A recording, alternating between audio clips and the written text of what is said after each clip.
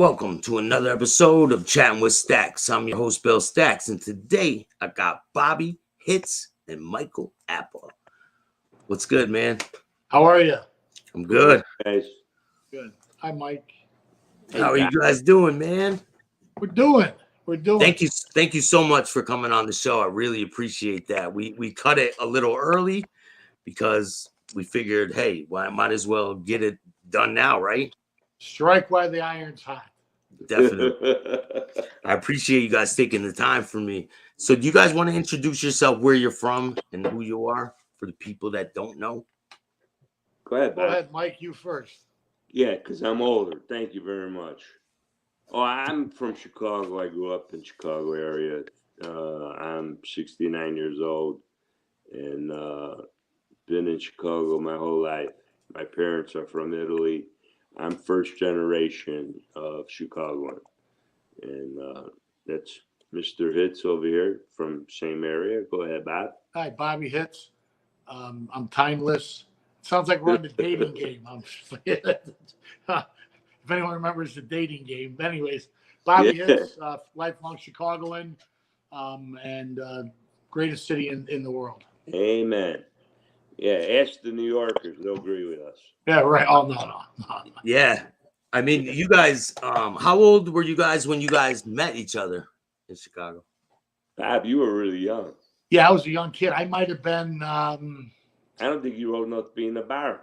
No, I was a bouncer in at the time, which was a great little nightclub. It was in an Italian restaurant called Tragedies. It was in a sleepy little town that was like the wild, wild west back then. Yeah. And anything went. And we were open till 6 a.m. And then at 6:01, the joint next door, Carmi's open. The party continued. And then Manheim Road. So I was probably, let me think about this. I had not yet fought in the I might have been 19 or 20, maybe something. Do you remember your first fight ever, like even in the streets or anything like that? Oh yeah, absolutely. Yeah. So do you remember, like, what were you like? Damn, I want to do that. I want to be a boxer. I want to. Yeah, it was. Like as kids, you rumble around, but I remember it was first grade. Ali and Frazier were going to fight, and me and my buddy Bobby Mraz had a beef with these fourth graders that wanted to have Joe Frazier, and we wanted Ali. So we actually ended up giving them a beating on the playground. These older kids, we gave them a beating. We got in trouble, I think, because we were going for Ali. So that was like 71 or 72. So maybe we were first or second grade. But yeah, I remember it vividly. I remember, giving another kid a crack who cut in front of me in the drinking fountain line. So fistic activities were always part of kind of what I did. And becoming a fighter was just something that, they say fighters are born. And it was something that, like Henry Hill said, as long as I can remember, I wanted to be a gangster. Well, as long as I can remember, I wanted to be a fighter. You know what I mean? So, so. Yeah. So like your first rumble, did you start going to the boxing rings and all that? Did they have a gym for you guys to go to back then? For me, we lived on the west side of Chicago. La Follette Park was there, and I know that's where Mike worked out at. Right. But I always liked boxing. I'd watch it on TV and stuff, and I would go to the gym and just like watch the guys. I was a young kid, and wow, I want to do this. And then years later, it just happened. You fall in love with it. It's in blood. It's in your blood. Yeah. We both had the same coach. Yeah. So how did you? So you're older. So you were already involved. He's a lot older than me. Don't rub it in, man. Yeah, I'm 69. Yeah. So you were already training in the gym and all that by the time he came in. Were you still had the same coach? We both fought out of Follette Park. Yeah. When you were in boxing, besides fighting in the streets, that's where you start your boxing, is because you get in fights and people test you. Yeah. You know what I mean? And I went to Austin High School. Austin High School on the west side of Chicago was like 70% black. I was there in 1968 when Martin Luther King was assassinated. And remember the riots and stuff like that? You had Yeah, pictures I of was young, but yeah, I remember. the whole city was up for grabs. The So National Guards were called. What did you guys do when you were young like that and your family? What were they doing? Like what were the people just staying I mean, inside? I can remember sitting on our porch and my papa would be, sharing all the ills of the world with me and telling me who to stay away from, this one, that one. It's like, just old school Italian and it was quite an education, and knocking the U.S. thinking that Italy is better, you know what I mean? But as you get older, you realize that the world is bigger, and I try to live my life and try to find good in everybody, and regardless of race, creed, or color. And those times are long behind us. And it's like, to me, Amen. we're all created in his likeness. So let's just live it, man, and just be good to everybody. Amen. That's all. Yeah, I mean, Amen. Yes. That's what I practice every day. I try to be a better man every day. It's a little sad because the coach that me and Bobby had, Pat LaCasa, he died maybe 2 months ago, Bob? Yeah, I got to tell you, he was like a father figure to me, and I always equated the boxer trainer relationship as one that's really special. And him and I. Did you guys grow up with your fathers? Yeah, I did. Yeah. Mm-hmm. Yeah. But my dad wanted me to play football. Boxing wasn't. Well, you did play a little football. I played football, but boxing was like. But the coach like pushed you towards that direction.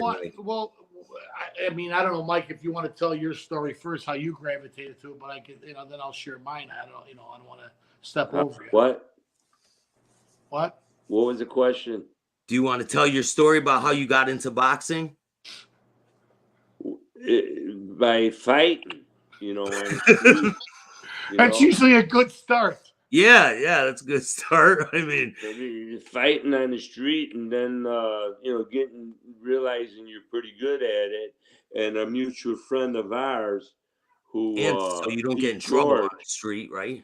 Pete George introduced me because we used to box in basements, put the gloves on, and then we went to the gym. I started at Amundsen Park, and it was just a little hole in a park district. And then from there, me and Pete decided we're going to La Follette Park, where Pat LaCasa was the premier coach. Okay. And I fought a lot of guys. Inspiring. I sparred Rocky DeFazio, Lucky Capuano. Lucky Capuano did a couple fights with Muhammad Ali, didn't he? Exhibition fights, yeah. Exhibition fight. So I was in the ring, sparring this guy that fought Ali in an exhibition. But still, I'm going to tell you something. Bobby may agree with this or not. I don't know. In my opinion, your boxing in the gym and sparring sessions are worse than the fights. That's not me, right? I literally had that conversation today with a guy that we used to train together when I was in Detroit at the Croc Gym, and we talked about that today. That after those sessions, we begged to have a fight because it was it was like nothing. Yeah. And what I used to do, and I'm sure you did too, I was super middleweight. Which was 165 pounds. Bob, you were heavyweight always? I was a heavyweight my whole life. Yeah. Yeah. You still are. You didn't change that at all. I could see. So, Bobby, did you want to make it a career to be a boxer? Like, was that your goal when you were younger? Yeah, actually, I remember. Because if you remember back then on network television, you only had maybe 9 or 10 channels complete, and on CBS, NBC, and ABC, there were fights every Saturday and Sunday. Then you went to here in Chicago, went to Channel 44 or Channel 26, which were the Hispanic stations. They had boxing all the time because boxing was the mainstream sport and still is in those parts of the world. So like you couldn't get enough of boxing. I couldn't get enough of it. watch. I don't care what was going on. Me neither. If I was at a wedding, I don't care. I would go into the bar, watch a fight. Like my on the whole Spanish life, channels too. You didn't even care. It would I be couldn't on the Spanish understand it, channel. but I watched the fights. But so to me, boxing was something that that was my first love was boxing, and I just literally. I got a smart ass here, man. I lived my life around. You heard that guy, Bob? Look at that. I got a smart ass. Chicago ain't got no real fighters. Who said that? Some guy who wants to get in the bathroom. Okay. Listen, he can have his opinion. Listen, he can have his opinion. That's fine. But if you think about it, Chicago once was the mecca of boxing, and anybody, Jake LaMotta, Ray Robinson, Joe, they all fought here. So anybody he could have his opinion. That's fine. That's okay, and that's what makes the world great. Have his opinion. That's what makes rivalries great. You know what I mean? Hey, he can have it. He can have it in the bathroom too, though. Yeah, listen. Well, that's okay. That's all right. Yeah, just put him on a timeout. It's a little timeout. That's okay. A little 5 minutes. That's okay. That banter is kind of fun. It's great because I'd like to know where he's from and what he thinks is a good fighter, and everything's relative. Some people. He said real fighters come from Philly.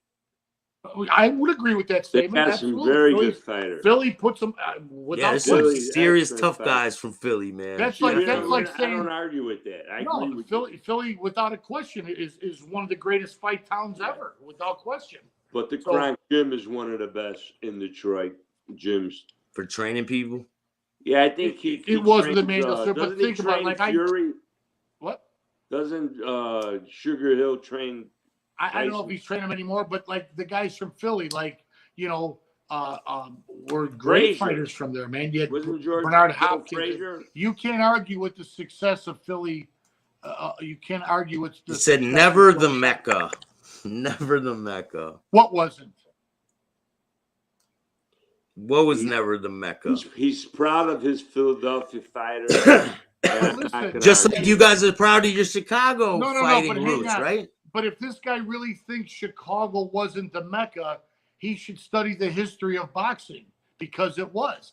Back then, when you had all the fellas running it, there was a circuit in Chicago. Jim Norris and Bill Wirtz Sr. and these guys, the Marigold Gardens, this was where it was at. Graziano, Marciano, they all fought it. Everybody fought it. So, but he's probably a young kid. I don't know, but if you study boxing, you would know Chicago was 110% the mecca of boxing back in the 40s, 50s.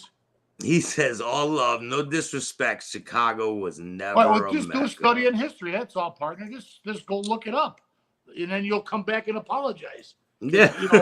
Obviously you didn't study. But that's okay. Let's move on from him. When you were younger, was there mob influence on the boxing? You know what? Influence. Influence. I can tell you my story. Yeah, like when you were younger, I know there was some famous names maybe that you might have been around or back in the day. Listen, if you go back to the times of Frankie Corbo and all these guys, when the mob was allegedly involved in boxing, guys fought. There were fights all the time. Think about it. Sugar Ray Robinson and Jake LaMotta fought each other 6 times, once within a 2-week span. There's not a modern day fighter that could ever make that claim. Never happened. So to fight and then 2 weeks later fight again. Right, but think about the names I just said. That's unbelievable. The last era we had where everybody fought everybody was the 4 kings: Sugar Ray Leonard, Tommy Hearns, Roberto Duran, and Marvin Hagler. That round robin they had together. When have we had that in modern history? We haven't. So was there an influence? You hear all this Blinky Palermo and Frankie Corbo and all these different things. you have all these different influences that were involved in boxing. Did I ever see someone come into a dressing room and say, "No, kid, tonight's not your night"? I never saw that. I think that might be in the movies. I think Sammy the Bull made some claims that that they were in boxing and then they pulled out. I don't really know. I didn't really study up on that part of it. I'll be honest with you. There's a certain promoter who's very well-known guy that it's pretty much well-known in the circles that he was they took a real liking to him. On the take, yeah. No, on the take. They just took a real liking to him. Yeah. So, and I can remember I had a, well, listen, I got to save this for the movie because it's. Hey, Mike. Hey, Bobby. Mikey Hollywood says, Bobby Hitz, you the man. Thanks, up, Mikey. Hollywood? Thanks, Hollywood. He's one of Bobby's fighters. Actually, we're doing something on my next event, which is April 1st. And this is the first time I've talked about it. But on April 1st, the Rosemont Rumble in Rosemont, Illinois, I've been promoting for 30 years. And so we created a thing called the Hitz Boxing Ring of Honor.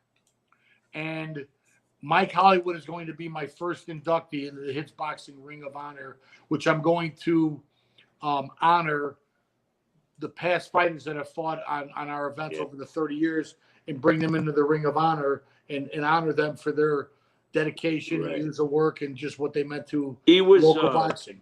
He won a title. Yeah. But how about my godson? Yeah, Donovan will definitely – he'll be inducted at some point. Listen, I don't plan on going anywhere quick, so at some point, all the hundreds of fighters that I have worked on will be inducted, but I'm probably going to have to sometimes do a couple on one night because there's a lot of guys I have to cover, and I want to show respect to everybody that was ever part of what we did to make 30 years of being in this business. So, yeah, that's a long time, and I know you put in a lot of work. You've been around a lot of big names. So when you're teaching someone how to box, because have you been a trainer too? What I did is that I learned every aspect of the business. No different than I'm in the restaurant business too, and I literally learned every aspect of that business, so you can literally know everybody's job. The only thing I never did in the fight business is be a cutman. It's the only job I haven't done. But everything else I do. But I am a promoter. I have talent that fights under me, and I try to maneuver them into a world title. We just got word yesterday that my cruiserweight, Alante Green from Ohio, from Cleveland, Columbus, Cleveland area, just became the number 10 cruiserweight in the world in the IBF. And literally, he's the only American that represents the world ranking. So that's pretty prestigious honor. So what? Yeah. Tell them what weight that is. 185, 190? Cruiserweight's 178 to 200. 200, right? Yeah. So that's cruiserweight. Yeah, that's huge. That's like huge. Well, no, yeah, heavyweights are a lot bigger. Anything over that is heavyweight. Well, no, they came up with a new weight now, Bridger weight. So it's between, I want to say it's like 201 to 225, I think. So they don't have to fight. So how many different classes is there? How many different classes? There's too many. There's tons, too many. Right? And back in the heyday of boxing, when Chicago was the mecca of boxing, you only had 8 divisions. Only 8 divisions. There was no junior or super. It was all, from flyweight up to heavyweight. It went crazy. There was no super, it was just all. Also, how many different associations are there now? Too many. WBC, WBA, bop, you got the ABC. So what? It's kind of like, is it kind of like a union or something for the boxing, the associations, or is it like different clubs? Those are governing bodies that literally oversee the championships, and there's really there's the big 4. It's the IBF, WBC, WBA, and WBO. Those are the main ones. It used to only be the WBC and WBA, which branched off, and then the IBF started, which is a really good organization, and also the WBO, which started, later. Then you have a whole bunch of other ones that are, that's why, Bill, not my cup of tea. That's why when you see some champions in the ring after the fight, that's why they got all those belts. Right? Yeah. Because they got all like they won all the different different divisions, different sanctioning bodies. Right. So what, you'll win more than one once you fight one fight? Well, like my last fighter, Alante Green on the last show, he fought for me. He won the IBF USBA, which is their sister organization belt, and the WBC's NABF belt, which are regional titles. But those belts were held by the greats. Muhammad Ali had that belt.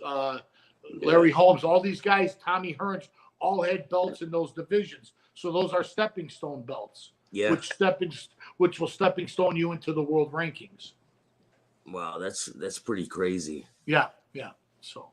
So have you worked with people from young age all the way up till they go pro and fight? I have, I'm strictly with the pros really, but being, the kids and all that or something, and it just reminds me of like my ascension, where I literally one day there was a gym that opened up. My family, we moved out to the western suburbs, and then there was a gym that opened up in, like, I was in high school because there was nothing out here like that. And then I went to the gym one day, and then I was a fighter. Okay. So then, we're at the parties, and my cousin would have the towel around my neck. He's around my shoulders, and instead of drinking beer, I'd be drinking wine. And the girls would say, how can we drink wine? He go, he has a big fight coming up. So we went through all the bullshit of like, this was long before there was Google. You couldn't Google anything to see. Yeah. So we played upon that. But then a gym opened up, and I was literally. So you weren't a fighter. You're saying that like I'm a fighter. I went to the gym and hit the bag. Okay, so. But I wanted to be a fighter. So then this is after years of always wanting to do it. But then once we moved out of the city where La Fala Park was, everything changed. So now a gym opens up literally right behind my house. And I said to two of my buddies, hey, let's go join the boxing gym. So we both went there. My one friend, Marcello, he literally, one day he's gone. My other buddy, Al Ruffalo, he stayed in it about 2 years. He became a Golden Glove champion. He was a really good puncher. And then he stopped. And I just continued. I remember Larry Holmes was fighting Ronaldo Snipes, and they brought the TV into the gym. We were watching it. And my trainer said to me, hey, kid, one day you could be a pro just like this. I said, you think I could fight Larry Holmes? He goes, let's take one step at a time, relax. You know what I mean? So it's like, so then all of a sudden, like, I'm into it. So then I'm doing my road work, and I would run past this barber shop every day. And the barber comes out and says, hey, kid, come here a minute. So I stopped. I went back. He has the scissors, the smock on. I said, yes, sir. What can I do for you? He goes, I see you running every day. Why you run? I go, I'm a fighter. He goes, oh. He goes, do you have a manager? I go, no. He goes, I'm going to be your manager. Come back and see me on Saturday. Okay. I went back to the barber shop, went to meet with him. And then he says, I want you to meet my brother-in-law. Okay. So now there was a local fair going on in our town, festival.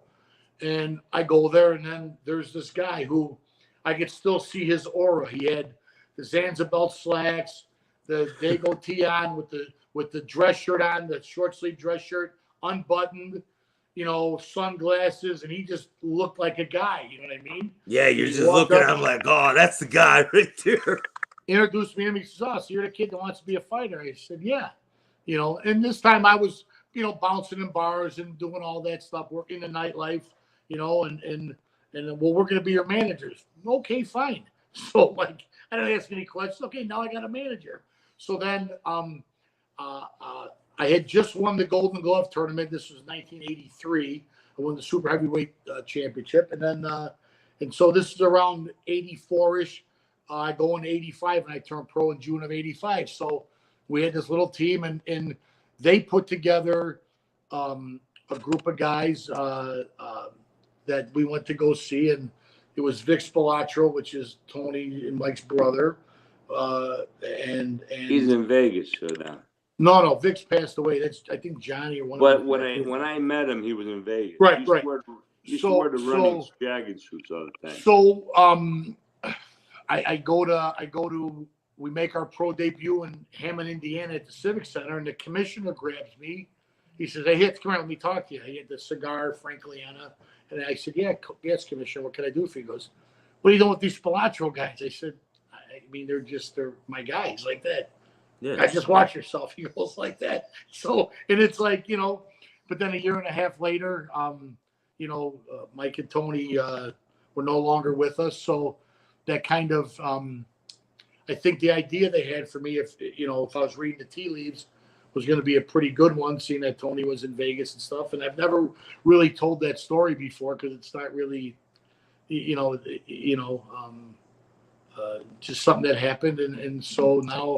So they were close to you. You were close to them. Well,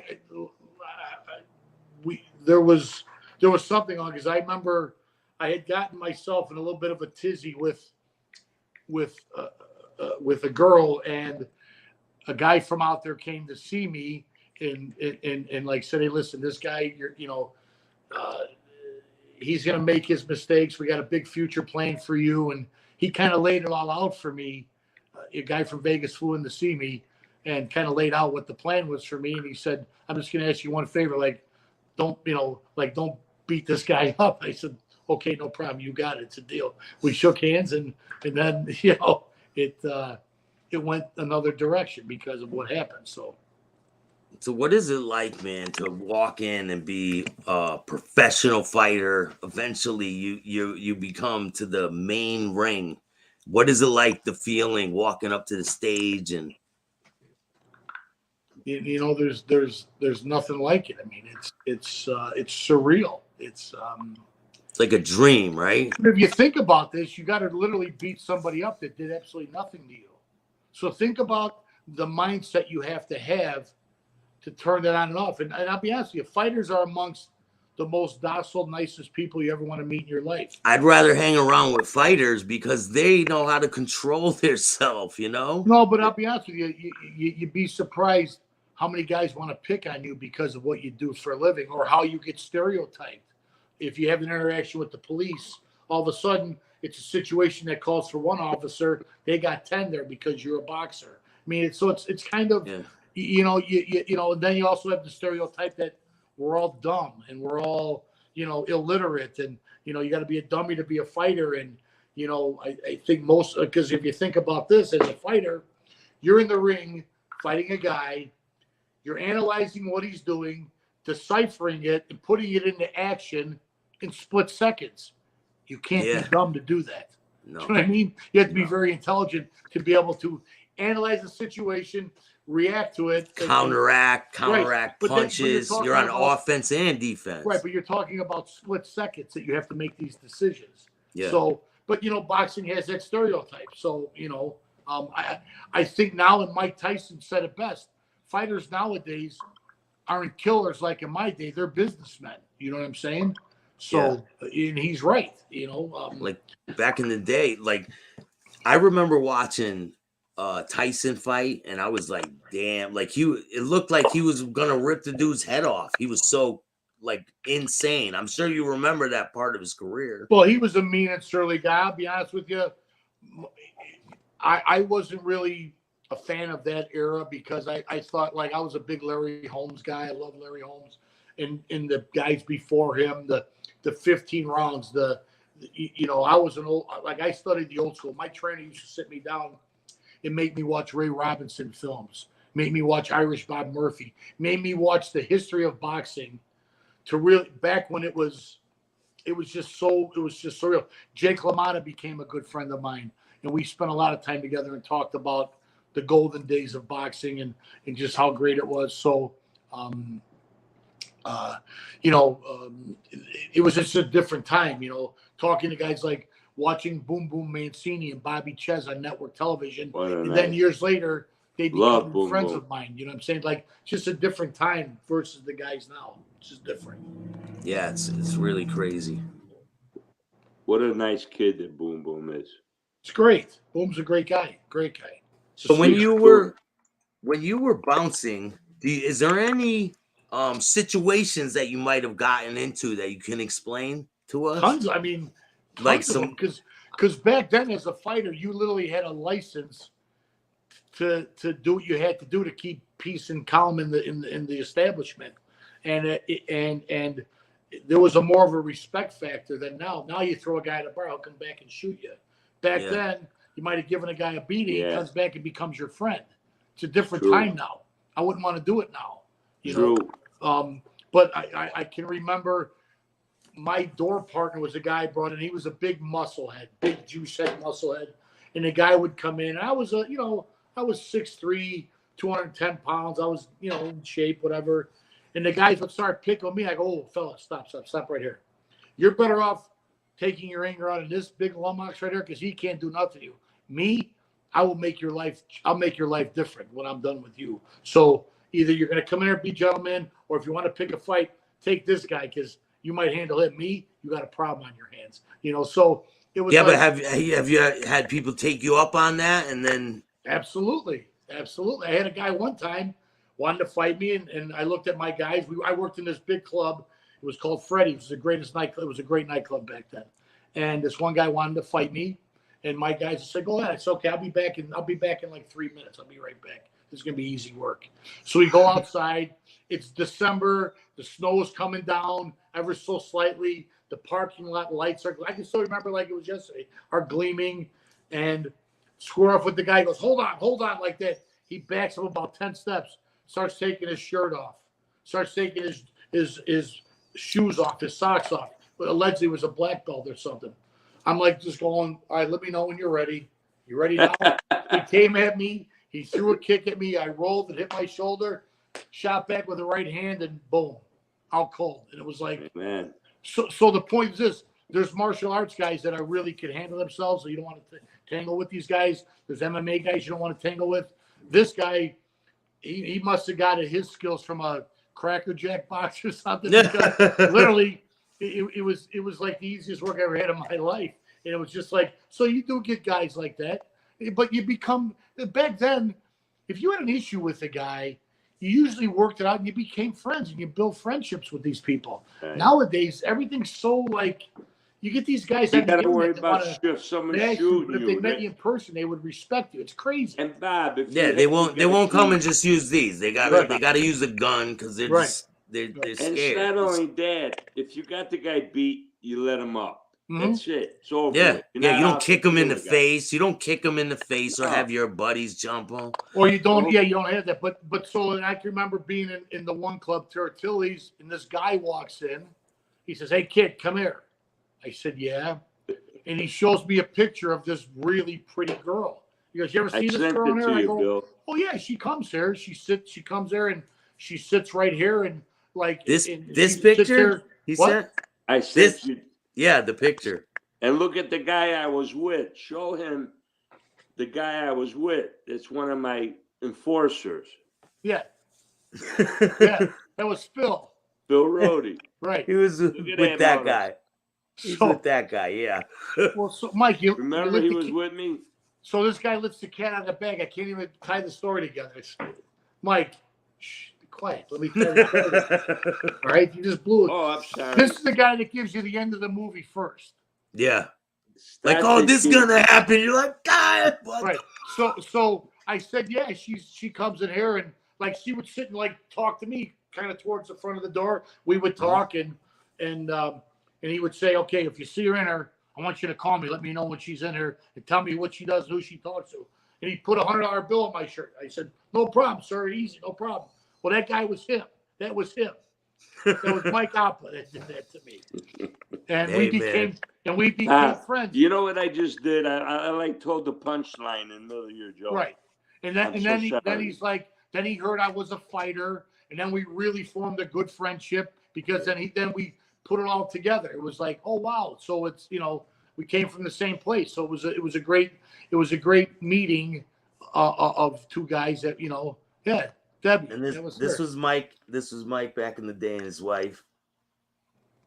Remember? So Mike, you came into the bar and you seen Bobby.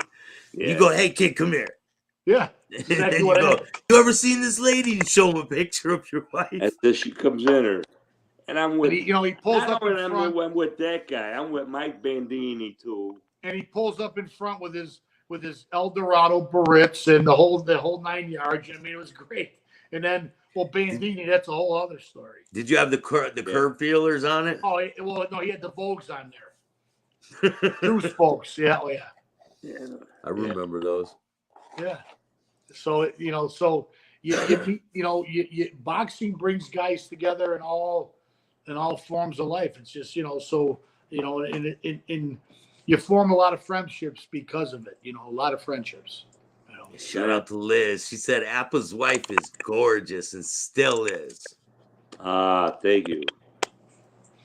Thank you, Liz. Yeah. Liz is absolutely gorgeous too. I just gotta put that in there. Hi. Yeah. Shout out to Sis. How you doing, Sis? Hello, Staxx and everyone. Does anyone have any questions for them? Bobby, had you known some of the guys of the fighters who have crashed on the plane in '80 in Poland? No, I didn't, but there were some guys from Chicago, Leroy Murphy, and a couple top amateurs that were actually supposed to be on that plane that weren't on there. So that was a tragic thing. We lost our whole boxing team, international boxing team. Yeah, Leroy Murphy. That's terrible. That's why I'm scared to fly, man. I'm scared to fly, but I bite the bullet because I can't deal with sitting on the bus for so long. So it's just like, yeah. But not good. Hey, you gotta do what you gotta do. I got another question here for you. Blinky Palermo was from my neighborhood in Philly. Knew he well. He was the bad guy though. Blinky Palermo. Blinky was the guy. He was really involved in a lot of stuff with boxing through the if you study the history of it, his name will come up a lot from back in that golden era of boxing. Exactly what he did. Well, let me think about it. I've heard some stories from my friends in Philly who are in the boxing business. Hey, tell me some stories, man. That's what I want to hear. It's. How about, has there ever been any times when you guys are going to have a fight, like a professional fight, and maybe the weigh-in is going to happen and things get out of control, or they're having a fight and someone runs in the ring and jumps in the ring, gets involved? I've seen that before. I had that instance happen to me where I had a fight with a guy, and we was at the Bismarck Hotel. That day, Mayor Washington was there. Don King's guys were all there. The front row on the one side was Joey's guys, all his Oscar and all those guys were in the front row. Joe Lombardo, all his guys were there. And I had the guy in the ropes, and it's on YouTube in one of my episodes from the show that we did, the little clip of it. But I can pull it up. I don't know if you'll be able to find it. I don't know if it's there. What's the name of it? It was called Hitz Boxing. It was a show we did. I don't know what episode it was. I don't remember. But anyways,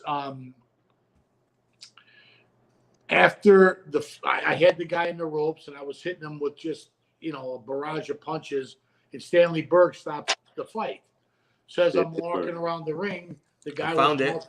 What? I found it, man. I found it. You did? Yeah. Did you find the fight? Yeah, man. Watch this. Let's see if this is it. I'm pretty sure it is. This it? I can't see it. Oh, you can't see that screen? I can see it small. Hold on, I'll bring it bigger. No, that's not it. No, It's not it. No, that's not it. Is this yours? Boxing Hitz boxing? No, but it was on YouTube. It's a show that we had. I don't know, man. Yeah. Anyways. So they stopped the fight. I'm walking around. The guy starts mouthing like, "Hey, fuck you, motherfucker! I'll give you a beating again." And he hits me. So I go back to my corner. The crowd's getting a little restless, and I told Pat, "This fucking guy just hit me. You see that?" He goes, "We'll go back and give him a crack." So I walk across the ring. I go, "Hey man, nice fight." And I hit him with just a shot. Hold on.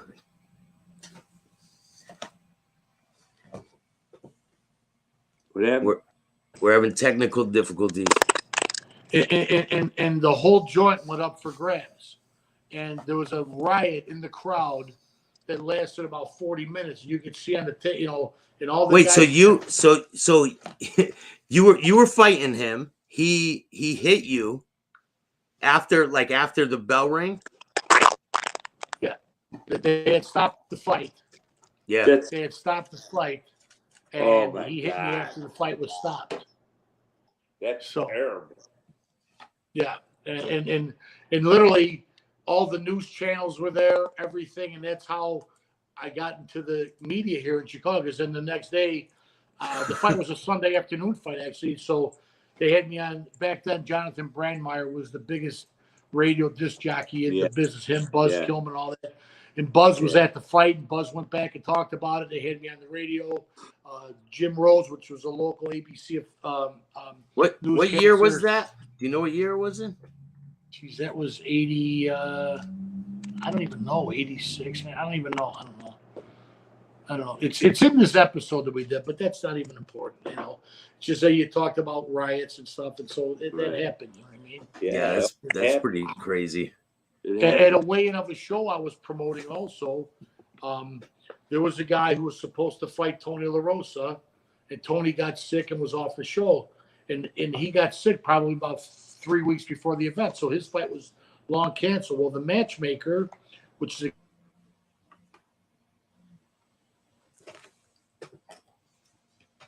Hold on. The matchmaker, which is a guy that puts the fights together. My phone keeps ringing. I'm sorry. It's okay. Literally didn't tell this guy that the fight was off. So he comes to the weigh-in trying to shake me down for money. Now I'm married at the time. I'm running a business. My wife is there, and she's 6 months pregnant with my son. And he starts talking to me, and I'm conducting some business. And she said, "Hey, can you just wait a minute until he's done doing what we're doing? And then he'll talk to you." And he goes, "Shut up, woman. This is a man's business. It got nothing to do with you." And he starts walking towards my wife. Well, I jump up and right hand, left hook. I just gave this kid a beating right in the weigh-in. Now I'm a promoter now. And this kid was a contender. He was a cruiserweight contender. Hey, what better promotion? And the commissioner came to me and said, he said to me, he goes, "Come here, let me talk to you." He goes, "You know what? I used to like you." He said, "Now I love you." He goes, "I'm glad you stood up to that guy. That was wrong what he did. You stuck up for your wife." So like you try not to be that way. Yeah. But when it's your wife, she's pregnant, and the guy was disrespectful like that, what are you supposed to do? Like I felt bad about it, and I actually became friends, and I became friends with the guy after that. Absolutely. So because he respected you. Yeah. Hey, yeah. Can you show the picture of I sent you of? Did you get another picture? Yeah. You mind showing that one? No, sure. Because Bobby will know who it is. I gotta have you send the pictures to my email so I can put them right on the screen. Oh, sorry, man. It's all right. Who's that, Bob? Looks like Roberto Duran. It is. Yeah, it's a little fuzzy. It looks like Duran. That's when Don fought at Madison Square Garden. Oh, yeah. Show the other one now. We're the two guys.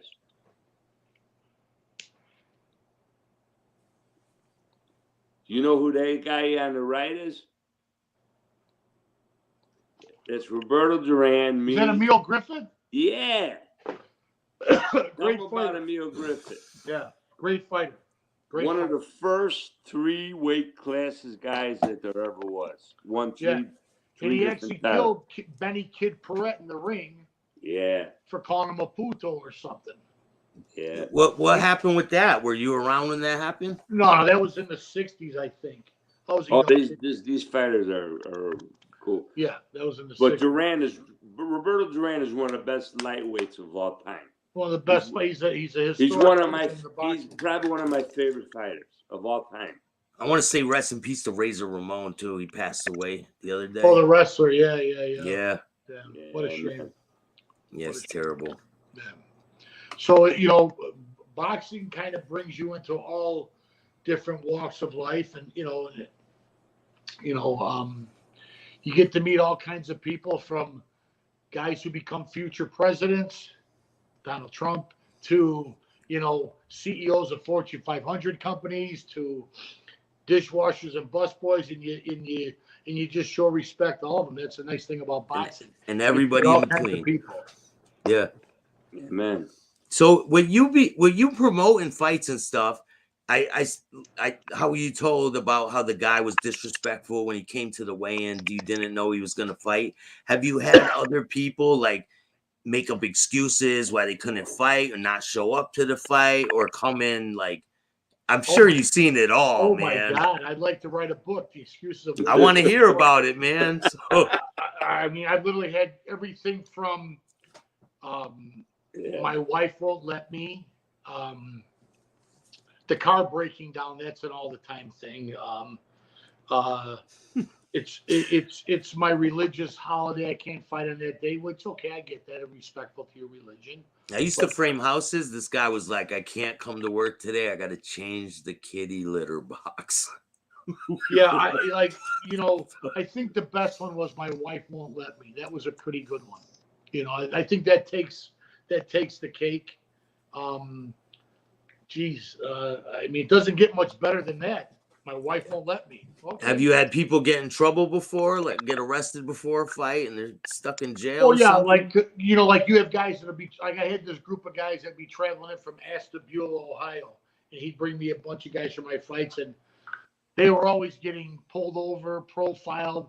Who in the car has a warrant? Oh yeah, always. So I remember one time there was a guy that he was bringing me a fighter for when I was fighting, and he had gotten arrested like the day they were leaving. He had a warrant out, so the guy actually showed up and had to fight me himself. And he was a pretty well-known figure in boxing. He was an up-and-coming guy as a matchmaker and stuff, and everyone told me, you should take it easy on this guy. He'll be in a position one day to get you a title fight. I said, I can't take it easy. I got to go fight. What am I going to do? So, and we became good friends after that. Yeah. And all the guys he works with always want to bust his balls, but he's a great guy. He's my friend. So, it was just business. Yeah. That's crazy. Marvis Frazier was supposed to be on a plane with Joe Frazier. I had a dream about that plane crashing and kept him home in Philly. Wow. That's pretty crazy. That's crazy, right? Yeah, can you imagine like the whole boxing team dies in a plane crash, man? That's terrible. I remember hearing about the a football team that died in a plane crash, right? Yeah. But Marvis Frazier became a friend, and his father, Joe, will forever be near and dear to my heart. I remember I had a fight. I was undefeated. I had my first loss, and Joe Frazier happened to be there. And he came in my dressing room. He kicked everybody out of the dressing room. He said, let me have a moment with the kid. And I didn't know Joe.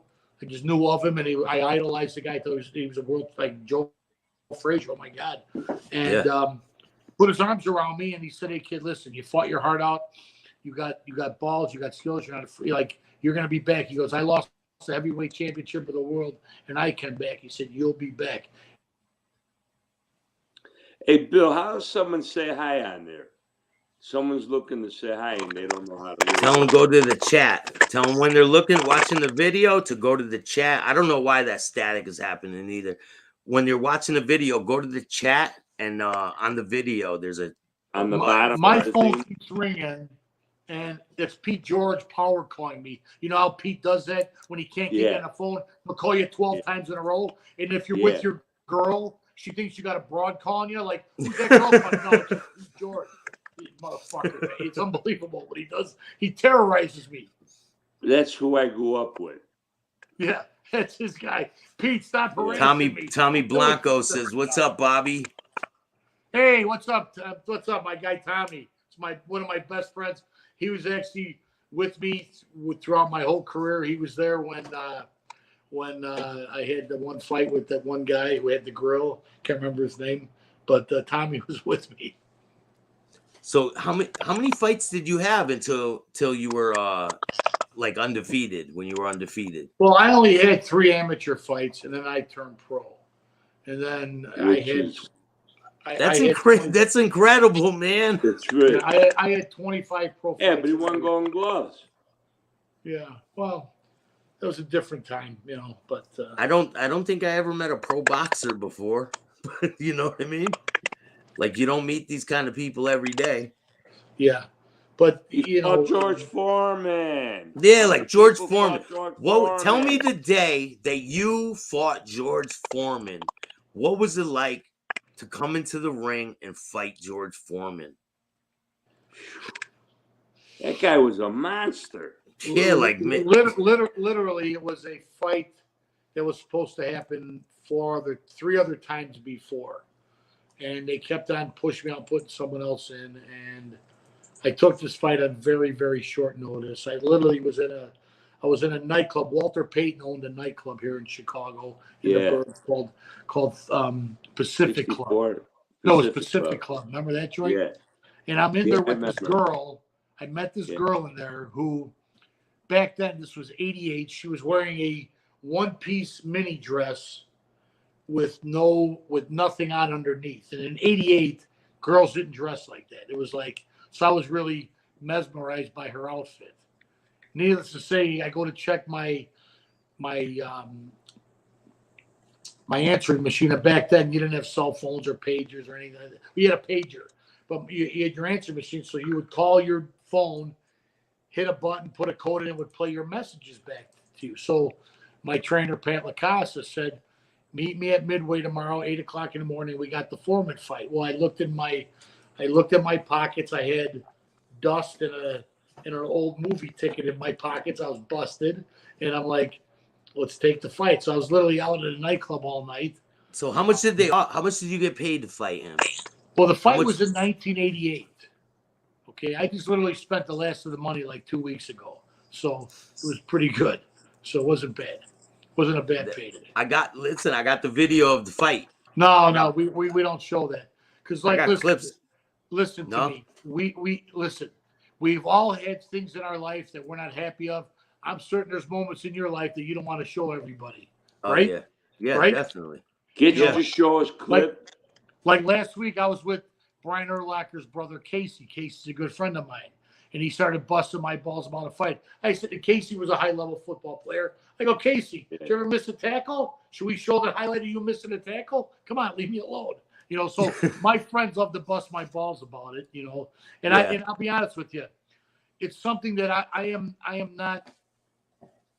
not comfortable with that memory of that because it wasn't indicative of my talent. I sold myself short. Why do you think you wanted to? Should you have prepared more? Is there something you would have did different if you would have went there? I would have. I literally short trained. notice. I literally took the fight on like 4 days' notice. I walked out. I literally walked out of the nightclub, hopped on a plane, and went and fought this guy. And when I was at the airport, the news channels were there to meet me there, and the guy said, "Well, how's your preparation been?" I said, "Listen, I took this fight on short notice, Jim, and I got to tell you, if I walked outside this terminal and that guy right there in the orange coat wanted to fight me, I'm not going to tell him, oh, I didn't train for you. I'm a fighter. I'm going to go try to do my best." But listen, man. And George became my friend afterwards, and his trainer who was in his corner, was one of the greatest light heavyweights of all time, Archie Moore, who the Mongoose was a superstar. And we went and had dinner afterwards and had a long talk. And he's like, listen, kid, you lost to the most devastating puncher in the heavyweight history of boxing, which he wasn't lying. And, you know, it's the old saying, youth is wasted on the young. I was too dumb to say no. So, and I know I'm contradicting myself by saying fighters aren't dumb. I was too dumb to just say no and let me prepare myself. Because the 3 other times we were supposed to fight, I was prepared. And what happened? Why did it get called off? Before? You know, that was the way they were maneuvering his career. I don't know, but I got to tell you, George Foreman is a heck of a guy. What a wonderful guy. His brother, just a sweetheart. And he was always, whenever I would see him, he was always so respectful to me and very nice. But all I could tell you is this, and this is no disrespect to Jerry Cooney or Michael Moore, who are great fighters in Illinois. Jerry Cooney was one of my favorite fighters of all time. I love Jerry Cooney. Yeah, I liked him too. The audio cut out. Those guys trained, and in I their wish I was around to see Marciano. Right. Those guys, he fought Marciano, the Mongoose. Dude, there was a guy's name, and I forgot his name. I'll remember it. He was an Italian man. He was a professional boxer. He fought some pretty well-known names. He was born back in, I don't even remember, man. I had dinner at his house. I was doing siding on his house, and he called us inside, and he made us meatballs and stuff, and he had pictures on the wall of him boxing. Yeah. And he sparred with Rocky Marciano. I knew Rocky's brother Peter, who was from Brock. You know, I knew his brother Peter. I had dinner with him a few times, and but in my fight, those 2 guys I had mentioned, they both fought him. They both lost to George. They both got knocked down and didn't get up. Listen, man, for you to even go in, I was up on my feet saying, "Why are you stopping the fight? Don't stop the fight. Why are you stopping the fight?" So I can only imagine what I could have done if I was ready. That's all. For you to even fight him, it's crazy. That's legendary. Nobody lasted with George Foreman. He was like unbelievable. Didn't he fight Tyson? No, Tyson would never fight him. Tyson would never fight him. Yeah, it was for a reason. Yeah, well, yeah.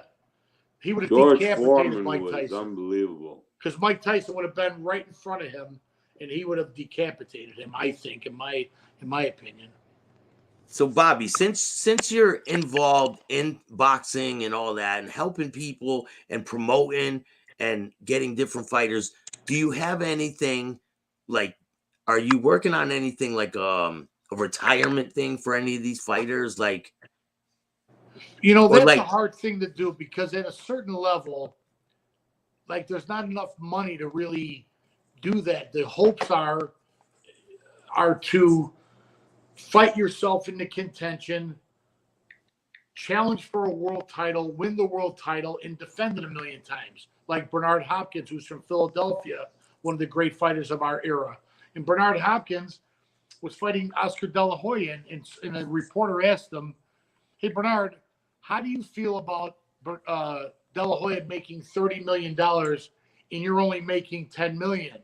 And he goes, "Listen, I'm from South Philly. Since when is 10 million only?"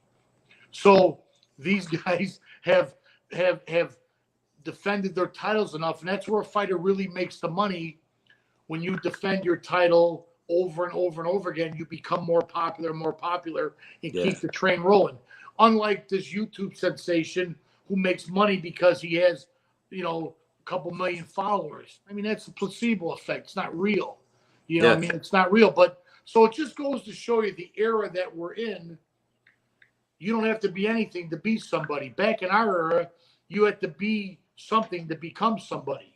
And you had to be somebody with some kind of skills. You couldn't just go on the internet, turn on a video, do some stupid shit, and make you famous off that. So the money on a certain level is not there to be able to do that. You know what I mean? And you'd like to do that, but you hope. And what I try to tell my fighters is, listen, boxing is this much of your life. What is your plan after boxing? Like what my about plan, CTE too? CTE, are they worried about that? Because I know football and CTE, the brain scanning and well, shaking of the brain. I think that's all part and parcel, and a lot of it comes down to genetics, and that's way beyond my pay grade. But in the last time I checked, nobody showed up these fighters' houses saying you have to be a fighter. It's your God-given choice. Fighters are born; they're not created. It's something that's in you, and so every man should be able to pursue his passion, no matter what it is. If you want to be a basket weaver, go become the best basket weaver you can become. But when you get cuts, when you get paper cuts on your hand from the basket weaving, don't go and complain about it, right? Right. Whatever you want to be, you should be able to become. So, the future is up to you. Like for me, I got out of boxing, and I had a plan. It takes a lot of courage to fight George Foreman only 4 days notice.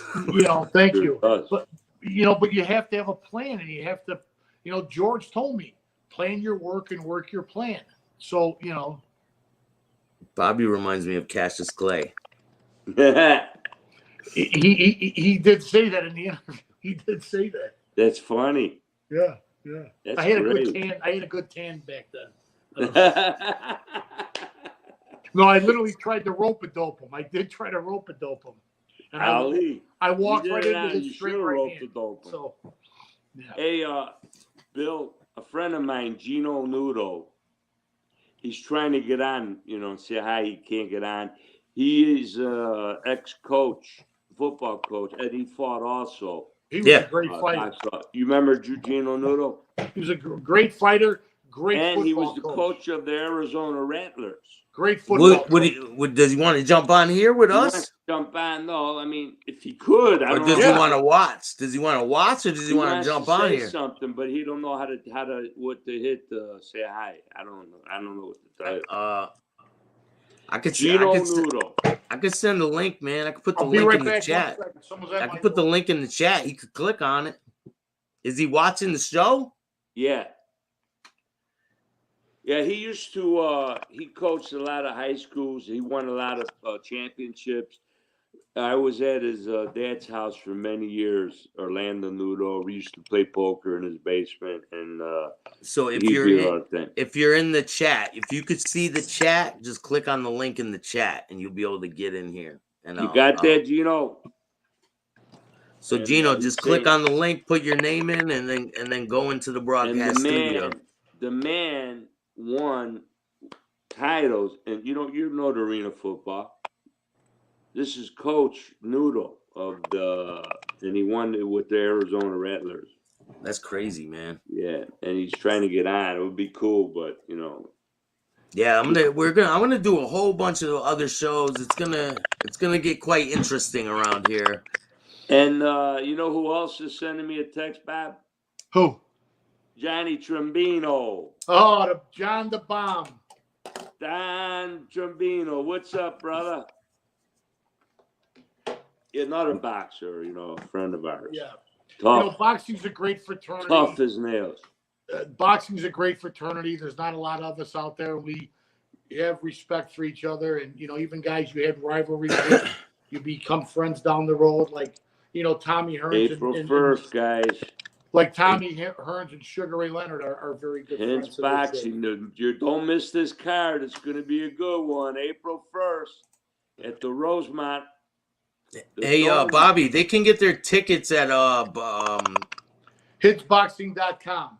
Hitzboxing.com.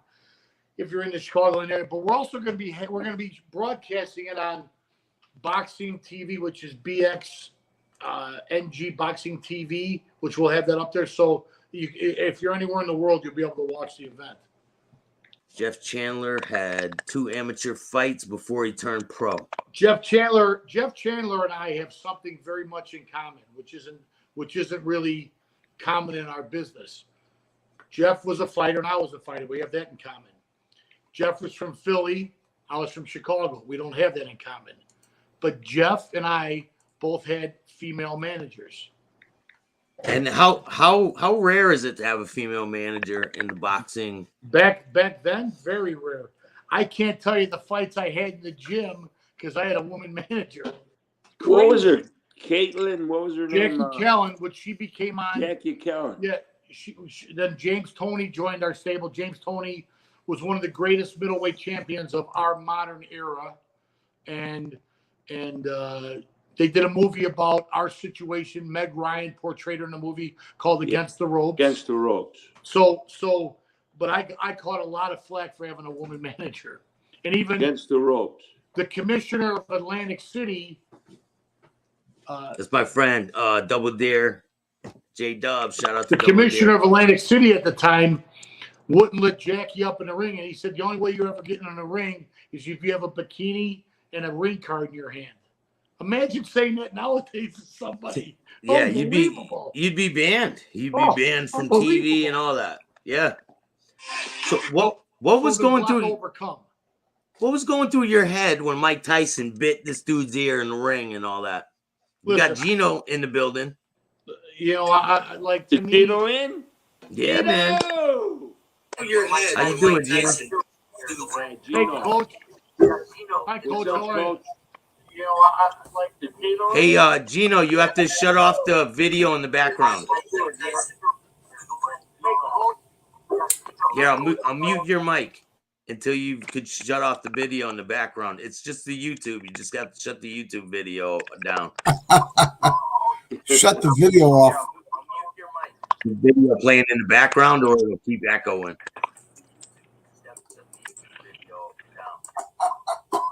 You know what? This is crazy. What do you got going in the background? It's the YouTube videos playing in the background. Oh. Yeah, see if I mute his mic, it doesn't play in the background. Hold on. What was that?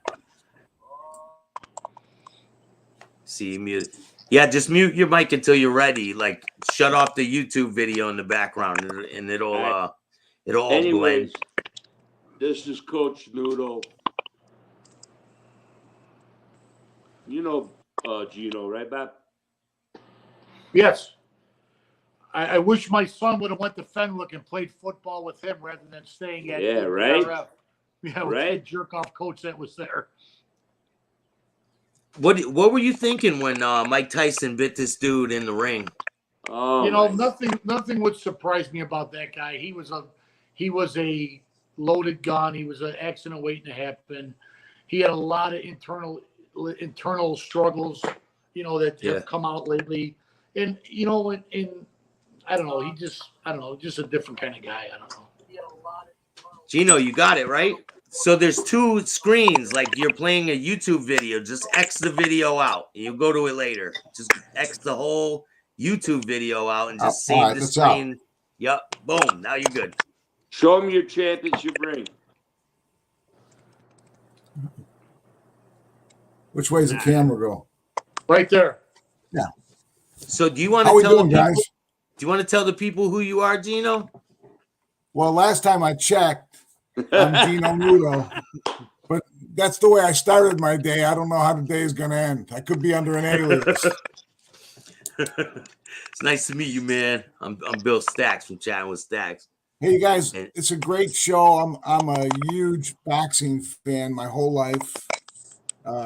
Drove my family nuts with it, and I too was trained by Pat LaCasa for a while. But I started with Jerry Marzillo and at Amundsen.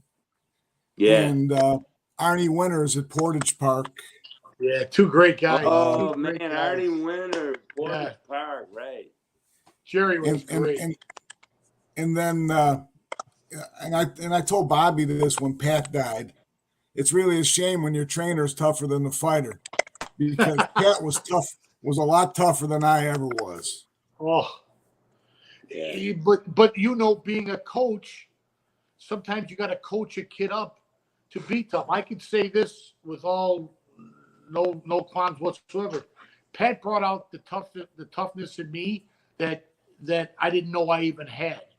And years later, I became tougher because I finally got it. He's like, geez, I wish you were this tough when you were fighting. It's like, you know, Pat made you believe you could walk through a wall.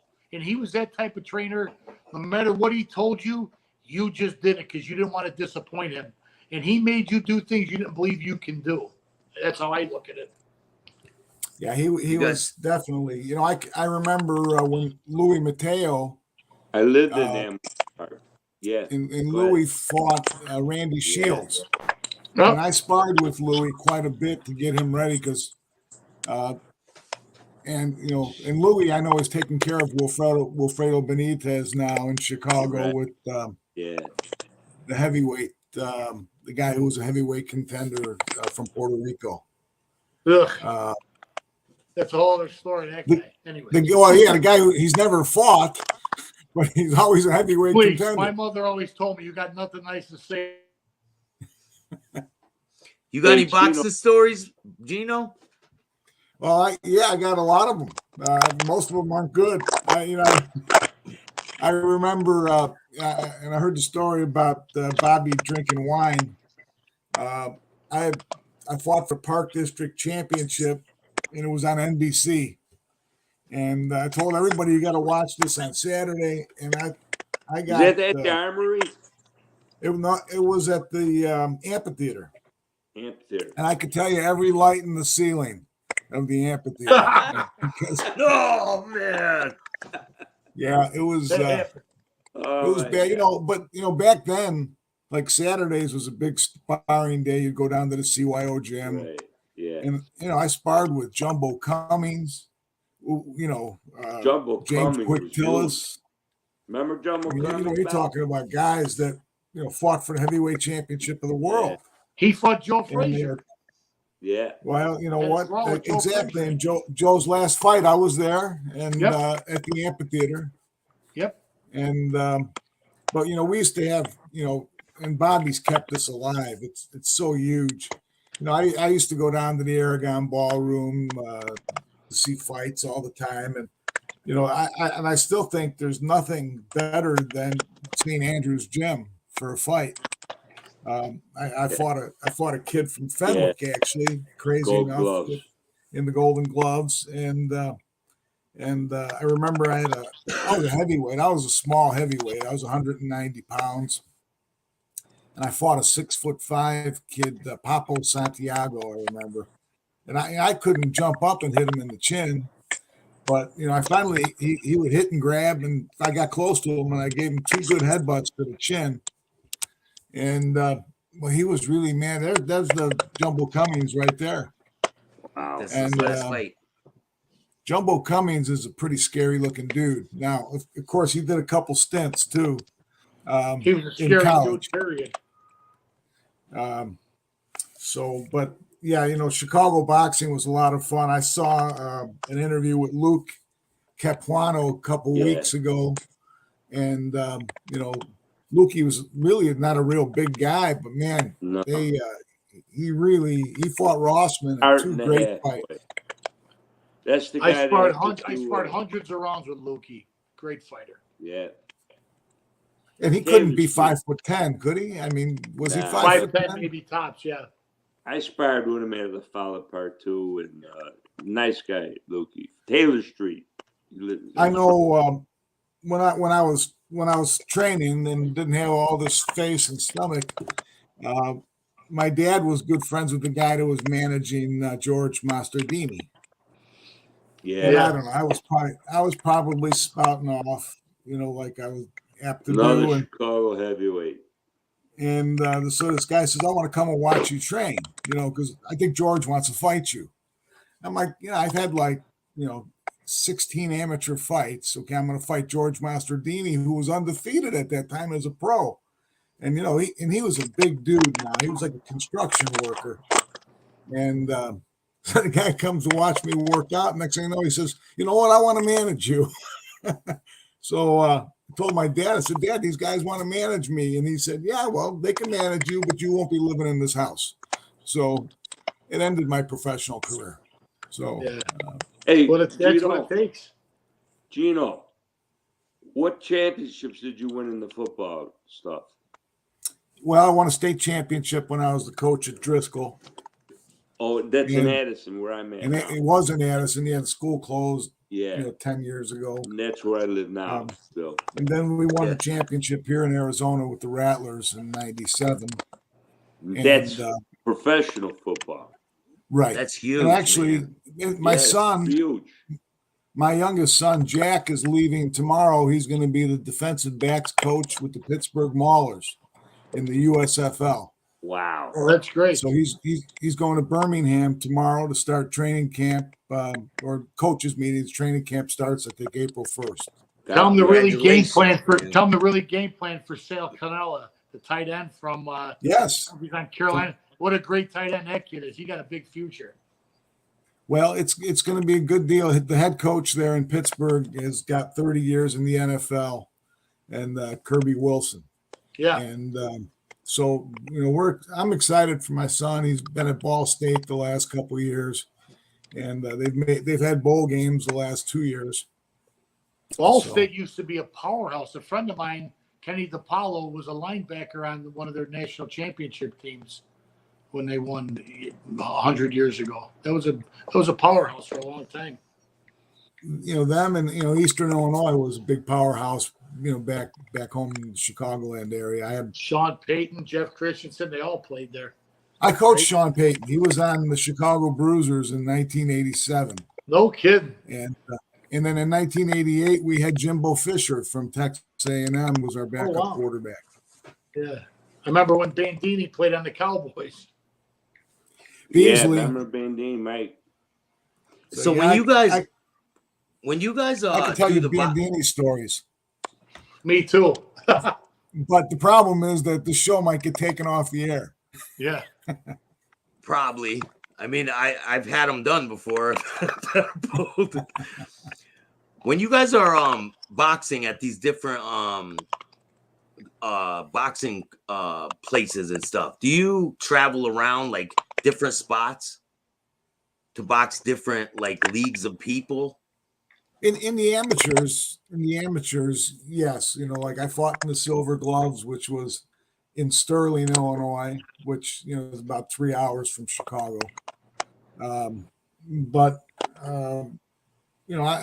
whole thing, I think, amateur boxing in particular.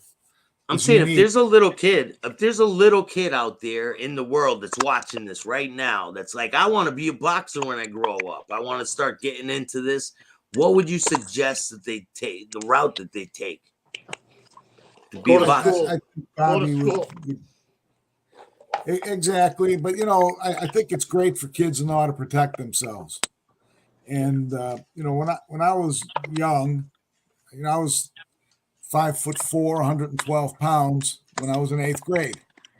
When I graduated from high school 4 years later, I was 5'11", 2 1/4. But I was always getting picked on because I was a little guy. And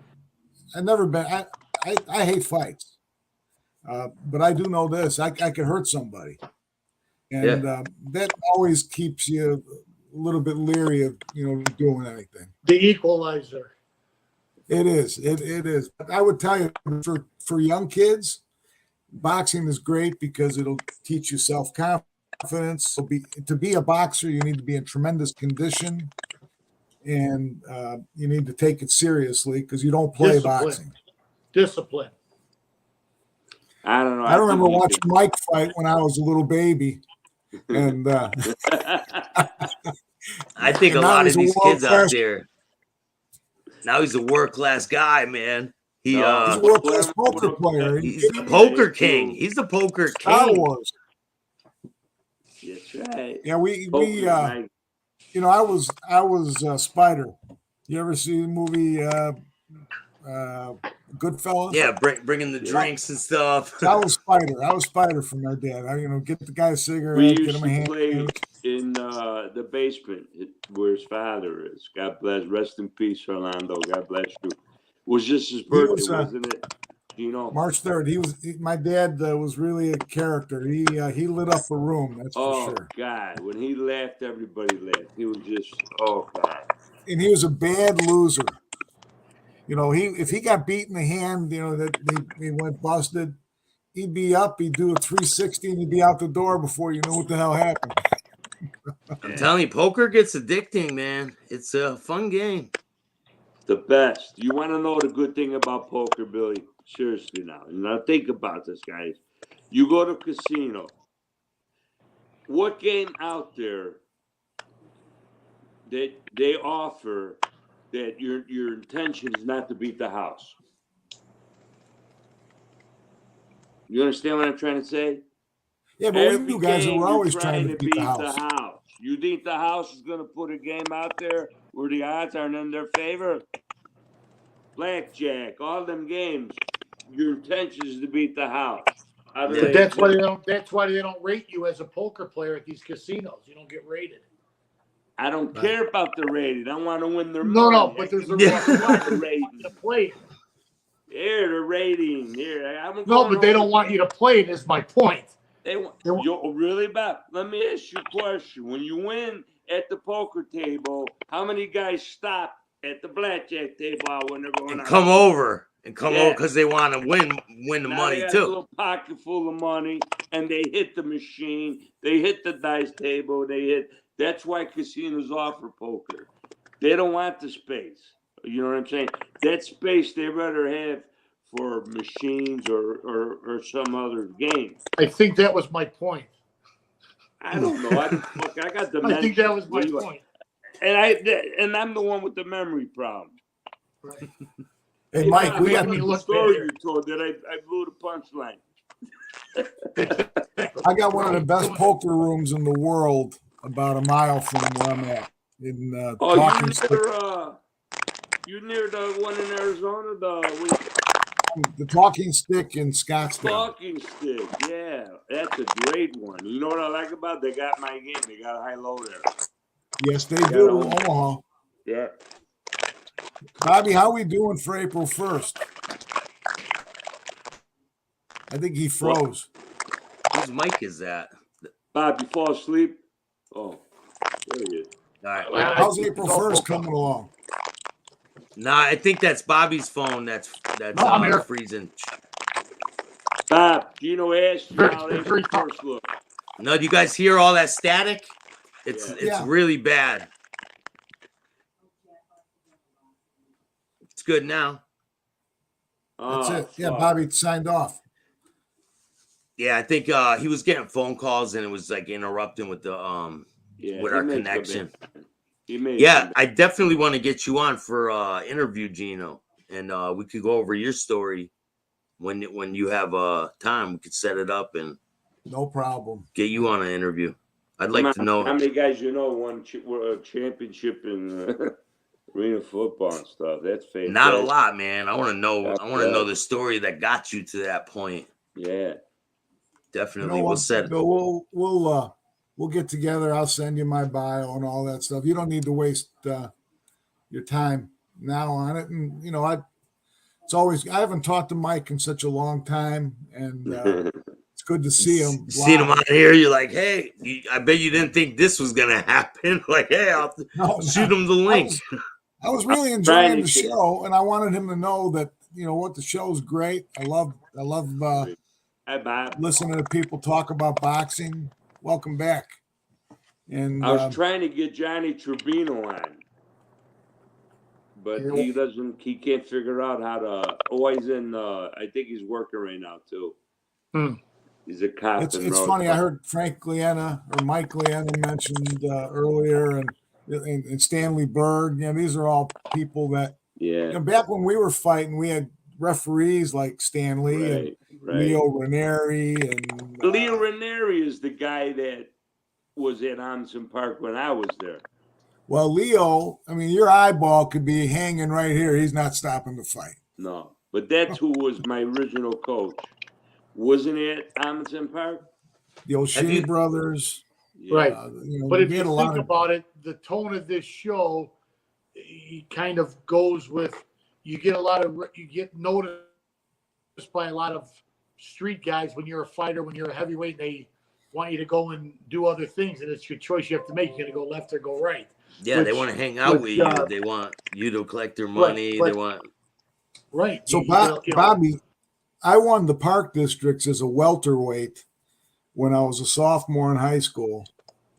3 years later, I fought for the Park District Championship as a heavyweight. There aren't That's many guys that jump that many weight classes. Explain to him, Gino. You're talking 135 pounds, right? Welterweight. 147. 147. Oh, I'm sorry. 147.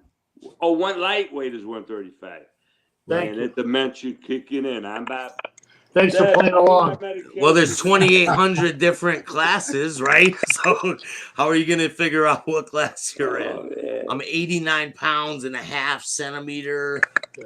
Like, but 145 to go to heavyweight in 3 years, unbelievable. It was a lot of growing. I'll say. You're still growing.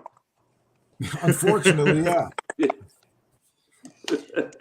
hey, man, I appreciate you guys coming on. I definitely do. Problem. I definitely want to have you guys on again. Maybe we could have it a little later in the nighttime. I think it would be a big hit, man. You know, we have to jump on it. Half the stuff we could cover. It's just kind of setting the table. We're setting the table here. Yeah, we got so many more stories, so many more. I think our future is all ahead of us. Yeah. Definitely. Hey, the good parts are yet to come, man. The good parts are yet to come. Yeah. It's really nice of you guys to have me on, and I'll be seeing you all soon. And good luck with your card coming up. I wish I was in Chicago. I love it. And by the way, did you guys watch that fight this weekend? The Conlon kid got stopped in the 12th round of an unbelievable fight. It was a great fight. You promoted him, I think, for one, didn't you? Yep. Great fight. Great fight. Yeah. I watch all of them. On Saturday night, I got the 3 boxes. I have a poker game, so I got all the fights going. They fight well, in next time I'm in town, I'll come and see you, Mike. Fight in rec leagues. Yeah. Mike Appa, did you ever meet Willie Massino? Yeah, that's not funny. Mike's met everybody, man. You think I've been around a long time? When you're in the poker industry for as long as I have been, see, people don't understand. Nowadays, it's wide open. Everybody runs wild. Going back to when my days is when I started in the 70s, you had to have sponsorship. And when I mean by sponsorship, you couldn't do it by yourself. You had to have people that would vouch for you. I already told you, Marco D'Amico was my godfather. All right? Yeah. And I could do whatever I wanted to do. And I took care of him, but, God rest in peace, him too. He's gone. Okay? I think my brother Michael lived next door to Massino. I'd watch late night, definitely for sure. Bobby's one of the best guys I ever met. Bill Madison said that. Oh, thank you, Bill. I appreciate that. That was really nice. Y'all know Ken Norton? Oh, yeah. I knew Ken. Ken Norton, man, what a physique. He was built. Do you know that in Illinois, in high school athletics, they had a Ken Norton rule? He went to Jacksonville High School in Southern Illinois, and the coach entered him in 8 events in a track meet, and he won 7 of them. So they put a rule in that you can only enter in 4 events because of Ken Norton. Because you can't take all the trophies home with you. Like, I'm going home. We got all the trophies. We're gonna give the losers a trophy too. That's what they do nowadays. Wow. Yeah. A lot of times, great fighters aren't always great athletes. I remember, Joe Frazier trying to swim in the Superstars. They had to fish him out of the pool. He was going to drown.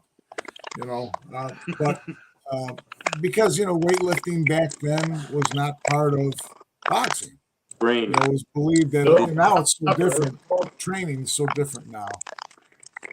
This static is like crazy. I can't even people are gonna be like, "What's going on?" It's like insane.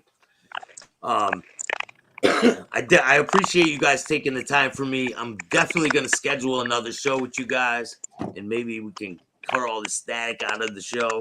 And thank you.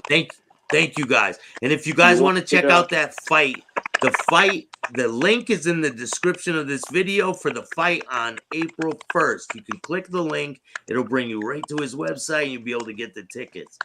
Hitzboxing.com. Check it out. Thank you. Thank you, Bill. Don't miss it. No problem. Thank you guys so much for joining me. Make sure you hit the like, subscribe, and notification bell so you can get my videos every time they drop. I'm definitely going to have them on again. Thank you for joining me. Thanks, guys.